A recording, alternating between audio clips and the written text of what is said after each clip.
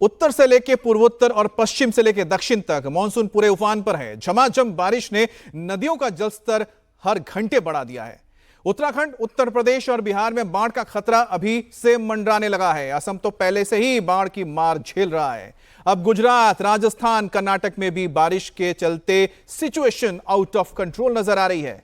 अभी सड़कें बह रही थी, पुल टूट रहे थे, लेकिन अब तो गांव के गांव जलमग्न होते जा रहे हैं। शहरों में अब सड़क समंदर नजर आता है। नदियों का हाल ऐसा है मानो सब कुछ बहा लेने पर आमादा है। उफनता पानी और तेज लहरें तटों को तोड़ने पर आमादा है और इसकी वजह से नेपाल से आ रहा पानी और इस पानी के कारण अगले कुछ घंटे यूपी, बिहार और उत्तराखंड के लिए बहुत भारी है। पूरी रिपोर्ट से समझिए।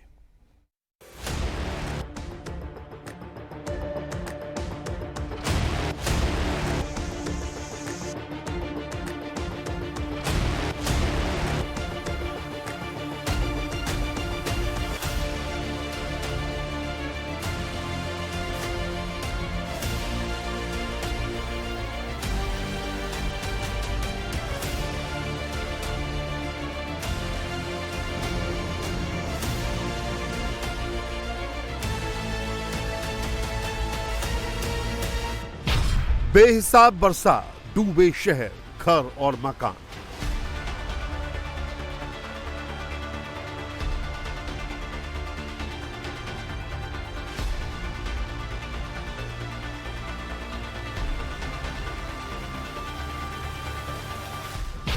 खुले बैराज, उफनती नदियों ने मचाया कोहराम।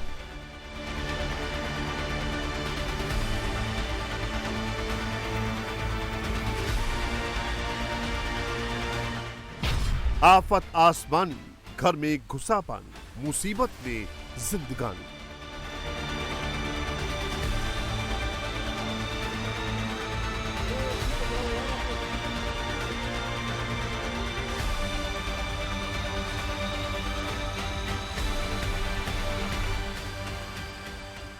बड़ा नदियों का जलस्तर, यूपी, बिहार में बाढ़ का डर।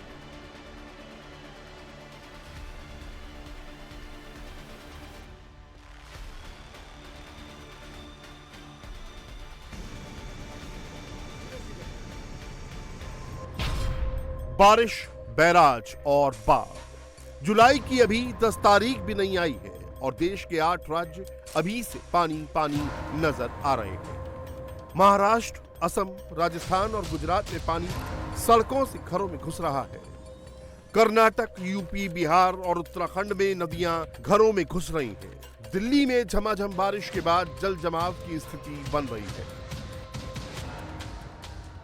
पूर्वोत्तर का असम 1 महीने से बाढ़ की मार झेल रहा है। अब उत्तर प्रदेश और बिहार में भी बाढ़ का खतरा मंडरा रहा है। यूपी में गंगा, नारायणी और राप्ती नदियों का जलस्तर हर घंटे बढ़ रहा है। नदियों का लेवल डेंजरस लेवल के पास पहुंच गया है। बिहार में कोसी और गंडक और घाघरा अभी से डरा रही हैं। अब नदियां अपना रास्ता छोड़कर शहर, गांव, घर और मकानों की तरफ बढ़ रही है। बिहार के सीमांचल में बाढ़ का खतरा मंडराने लगा है। कल से अचानक यूपी, बिहार में बाढ़ की आहट क्यों सुनाई दे रही है? नदियों का जलस्तर तेजी से क्यों बढ़ रहा है? इसके पीछे की वजह है नेपाल से पानी आ रहा है। नेपाल में मानसून तबाही मचा रहा है। झमाझम बारिश हो रही है जिससे पूरा का पूरा नेपाल बाढ़ की चपेट में है। नेपाल पहाड़ी देश है, ऐसे में बारिश और बाढ़ के साथ साथ लैंडस्लाइड की घटनाएं भी रोजाना हो रही हैं। मौसम की मार से नेपाल में 62 लोगों की मौत हो गई और 90 अन्य घायल हो गए हैं।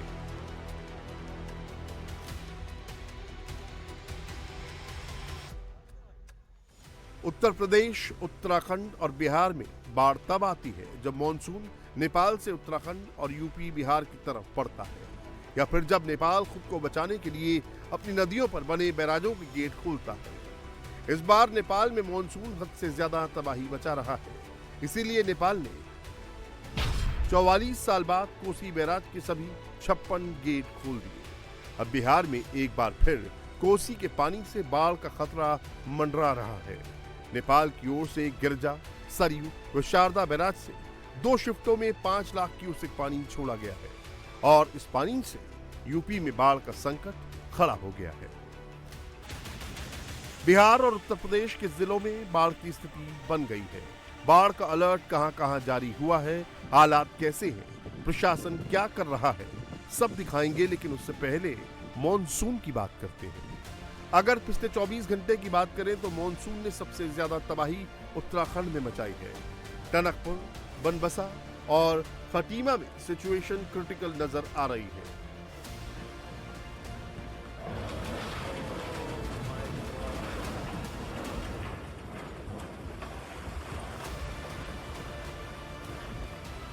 ड्रोन कैमरे से ली गई ये तस्वीरें खटीमा की है। जिधर भी कैमरा पैन कर रहा है वहां सिर्फ और सिर्फ पानी नजर आ रहा है। सड़क और खेत सब जलमग्न हो गए हैं। खटीमा में ग्राउंड पर हालात कैसे हैं, अब जरा ये भी देख लीजिए। शहरों में सड़क पर पानी घुटनों तक पहुंच गया है। बसों में पानी घुस रहा है, इसीलिए बंद पड़ रही है। गाड़ियां खराब हो रही हैं। लोग बारिश के गंदे पानी से गुजरने को मजबूर हैं। जगह जगह जल जमाव हो रहा है। पानी सड़क से घरों तक पहुंच गया है। भारी बारिश की वजह से शहर का ड्रेनेज सिस्टम भी फेल हो चुका है। लेकिन गांव में तो हालात इतने खराब हो चुके हैं कि बंगाली कॉलोनी का निचला हिस्सा जलमग्न हो गया है। पूरी कॉलोनी टापू बन गई है। अब बस नाव ही आखिरी रास्ता बन गई है। खटीमा में है और ये बंगाली कॉलोनी है। यहाँ पर वो लोग आकर बसे जो कि अलग अलग जगहों से आए थे बंगाल के, और यहाँ के स्थानीय लोग भी हैं। यहाँ पर ये मंदिर है जो कि पूरी तरीके से अब पानी में डूबा हुआ है। वहीं पीछे इसके जो वॉलीबॉल खेलने का ग्राउंड था, अब वहां पर कुछ भी नहीं बचा है क्योंकि वो भी पूरी तरह से पानी में डूबा हुआ है। ये मंदिर का जो मेन एरिया है, मेन मंदिर की चौखट है, गर्भगृह है, वो पानी में डूबा हुआ है। यहाँ के स्थानीय लोग हैं, वो जैसे तैसे करके यहाँ से निकलने की कोशिश कर रहे हैं। ठीक सामने जहां पर आपको और ज्यादा पानी दिखाई दे रहा है, दरअसल ये एक टापू में तब्दील हो गया है। इसकी कनेक्टिविटी बिल्कुल ही खत्म हो गई है। जैसे तैसे लोग अपने घरों में पानी लाने के लिए बाहर जा रहे हैं और इन्हीं पानी के बीचों बीच होकर वो जैसे तैसे यहाँ से निकल रहे हैं। इनको डर इस बात का भी है कि यहाँ पर अब जो है मगरमच्छ का भी खतरा काफी ज्यादा इनको बढ़ता हुआ दिख रहा है, और इसीलिए स्थानीय प्रशासन से इन्होंने बार बार अपील की है। गांव का इकलौता हैंडपंप पूरा डूब गया है। बच्चों का वॉलीबॉल ग्राउंड पानी में गायब हो चुका है। बच्चे अब नदी के गंदे पानी में खेल रहे हैं। तो मेन बाउंड्री थी, ये बाउंड्री और ये जो खेत का एरिया है वो पूरा डूबा हुआ है।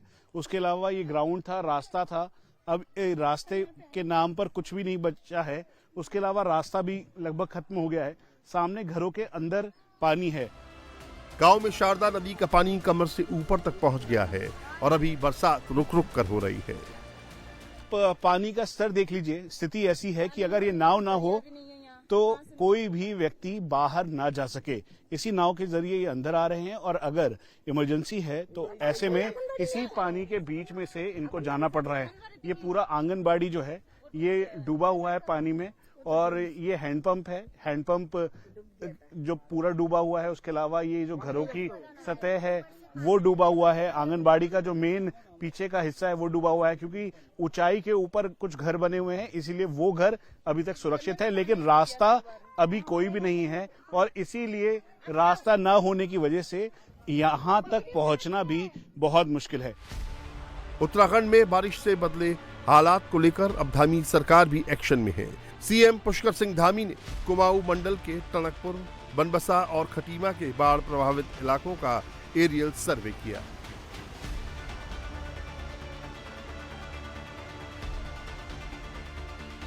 इसके बाद सीएम धामी रिलीफ कैंप भी पहुंचे। रिलीफ कैंप में रहने वाले लोगों से बात की, उन्हें खाना भी खिलाया। का भी वक्त है, बहुत सारे एरियाज अफेक्टेड हुए हैं। आपने जायजा लिया, हवाई सर्वेक्षण किया, क्या कहना चाहेंगे अफेक्टेड लोगों के लिए, अफेक्टेड एरियाज के लिए? आपने खुद इसको देखा। देखिए, इस समय तो मैं यही कहूँगा कि सारे हमारी मशीनरी, सारा हमारा प्रशासन के लोग जो भी इस काम में लगे हैं, सबका एक ही प्राथमिकता होनी चाहिए कि आपदा में जो लोग पीड़ित हैं उनकी राहत हो, उनको सहायता हो। उत्तराखंड मौसम विभाग ने प्रदेश में नैनीताल, बागेश्वर, देहरादून, पौड़ी, चमोली, पिथौरागढ़, उत्तरकाशी, टिहरी, रुद्रप्रयाग, अल्मोड़ा और चंपावत जिले में येलो अलर्ट जारी किया है। उत्तराखंड में बारिश के कारण अभी 98 मार्ग बंद हैं। इसमें नेशनल हाईवे से लेकर स्टेट हाईवे शामिल हैं। उत्तराखंड के येलो अलर्ट वाले जिलों में स्कूल की छुट्टी बढ़ा दी गई है। हालात को देखते हुए उत्तराखंड में कई जगह एनडीआरएफ और एसडीआरएफ की टीमें रेस्क्यू ऑपरेशन में जुटी, तो कई जगह उन्हें स्टैंड बाय में रखा गया है। लेकिन अभी ये मुसीबत कम नहीं होने वाली है, क्योंकि ऋषिकेश में बारिश के कारण मैदानी भागों में गंगा और उसकी सहायक नदियां उफान पर आ गई हैं, जबकि कुमाऊं में गोला नदी भी उफान पर चल रही है और नैनीताल के रामनगर में कई बरसाती नाले भी उफान पर हैं। खटीमा नेपाल से सटा इलाका है। नेपाल की तरह ही यहाँ झमाझम बरसात हो रही है, तो दूसरी तरफ नेपाल से छोड़े जा रहे पानी से बनबासा के शारदा बैराज का जलस्तर बढ़ रहा है और यही शारदा नदी खटीमा में तबाही मचा रही है। इसी शारदा नदी की वजह से यूपी के कई हिस्सों में बाढ़ का खतरा मंडरा रहा है।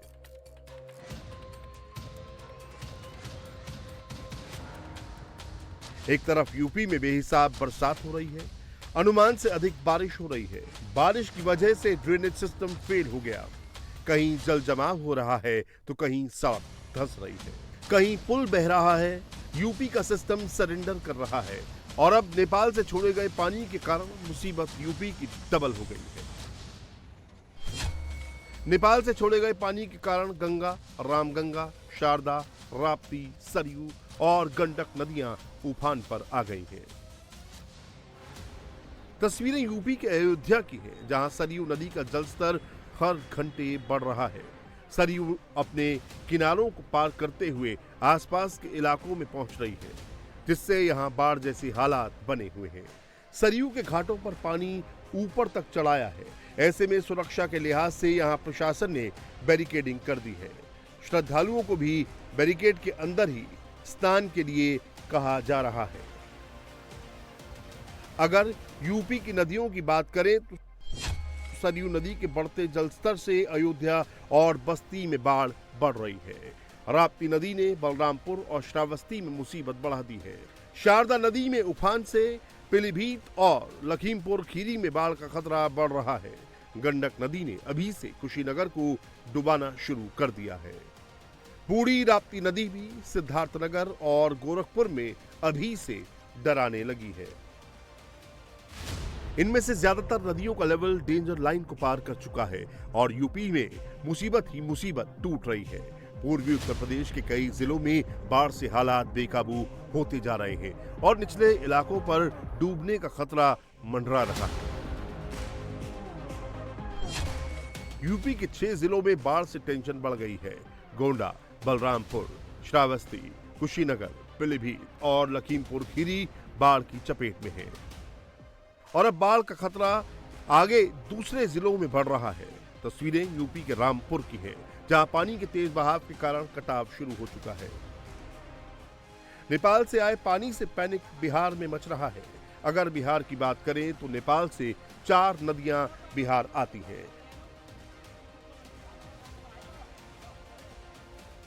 कोसी, गंडक, बूढ़ी गंडक और बागमती।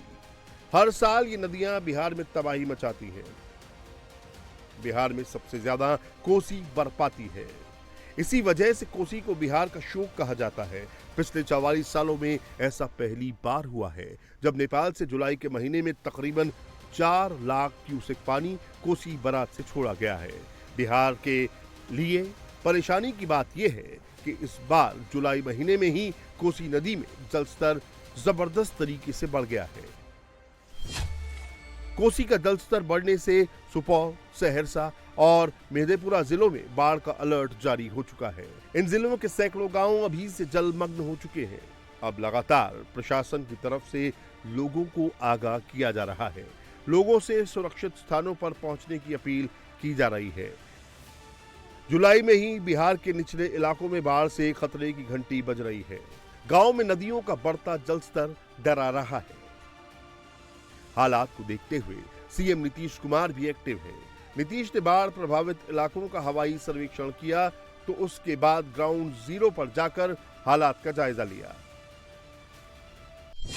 बिहार में कोसी, गंगा, गंडक, घाघरा, पुनपुन, बागमती, महानंदा और परमान नदियां उफान पर हैं।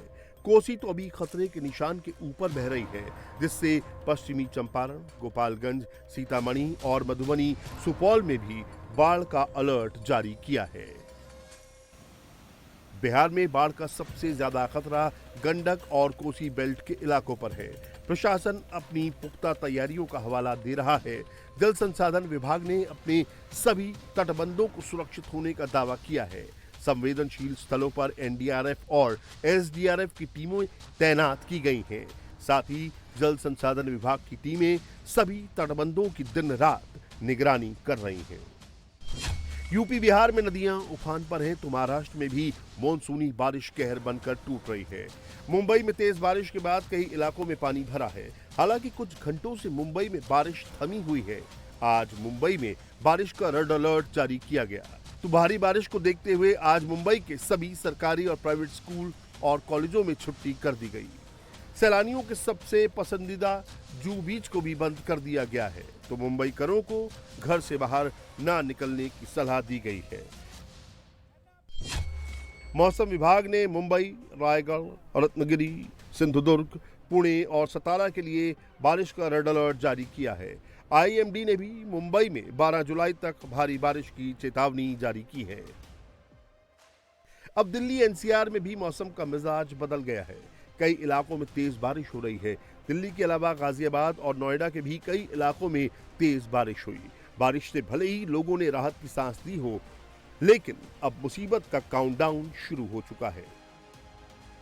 दिल्ली में अभी कुछ देर ही बारिश हुई और वाटर लॉगिंग की तस्वीरें भी सामने आने लगी हैं।